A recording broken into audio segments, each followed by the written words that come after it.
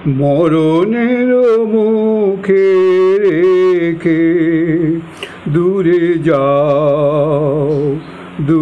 যাও চলে, মরণের মুখে রেখে দূরে যাও চলে। আবার ব্যথার টানে নিকটে ফিরিবে বলে, মরণের মুখে রেখে দূরে যাও চলে। আঁধার আলোর পারে খেয়া দিবারে বারে, আঁধার আলোর পারে খেয়া দিবারে বারে, নিজের হারায়ে খুঁজি দুলি সেই দোলে দোলে, মরণের মুখে রেখে যাও চলে, দূরে যাও চলে। সকল রাগিনী বুঝি বাজাবে আমার প্রাণে, কবু ভয়ে কবু জয়ে কবু অপমানে মানে, সকল রাগিনী বুঝি বাজাবে আমারও প্রাণে, কবু ভয়ে কবু জয়ে কবু অপমানে মানে, বিরহে ভরিবে সুরে তাই রেখে দাও দূরে, বিরহে ভরিবে সুরে তাই রেখে দাও দূরে, মিলনে বাজিবে বাঁশি তাই টেনে আনো কোলে, দূরে যাও চলে, মরণের মুখে রেখে দূরে যাও চলে। স্বামী অবধানানন্দ বলছেন, স্বামীজির গুরু ভাই, যখন ইংল্যান্ড থেকে আমাকে নিউ ইয়র্কে যেতে হলো তখন স্টাডি বলল, আমি তোমার টিকিট কিনে দিচ্ছি, নাও। আমি বললাম, না, তোমার টাকা নেব কেন, আমি যেমন করে পারি তুলে নেব। তখন স্টাডি বলল, এ আমার টাকা নয়, স্বামীজির টাকা দিয়ে তিনি আমায় বলে দিয়েছেন যদি অবধানানন্দ কোথাও যেতে চায় দিও, তুমি নেবে? আমি বললাম, নিশ্চয়ই, স্বামীজির টাকা খুব নেব। তারপর সেই টাকার টিকিট কিনে নিউ ইয়র্ক চলে গেলাম। হঠাৎ লন্ডন থেকে আমেরিকায় চলে আসার নতুন অচেনা পরিবেশের মধ্যে পড়ে অসুবিধা বোধ করছিলাম। একেবারে নির্বান্ধব নিঃসঙ্গ অবস্থায় ভেতর পড়তে হয়েছিল। স্বামী তখন এদেশে ভারতে। একদিন সুদীর্ঘ একখানা চিঠি লিখলাম স্বামীজিকে। চিঠিটার মর্ম ছিল, আমেরিকার মতো নতুন জায়গায় স্বামী যেন তার পরিচিত বন্ধুদের চিঠিপত্র লেখেন আমাকে সাহায্য করার জন্য।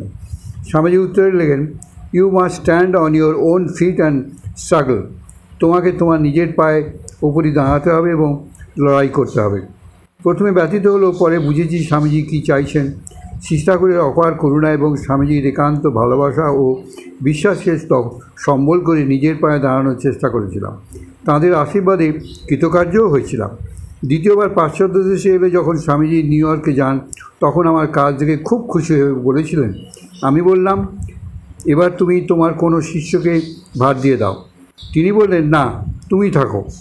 ওই দিন বিকেলে রাস্তার দিকে তাকিয়ে বিপুল জনস্রোত লক্ষ্য করে হঠাৎ স্বামীজি বললেন, ওই সব লোক যাচ্ছে যেন সব ইন্দ্রিয়, আত্মা দেখছে, সাক্ষী চেতা কেবল নির্গুণ, সাক্ষী চেতা কেবল নির্গুণ।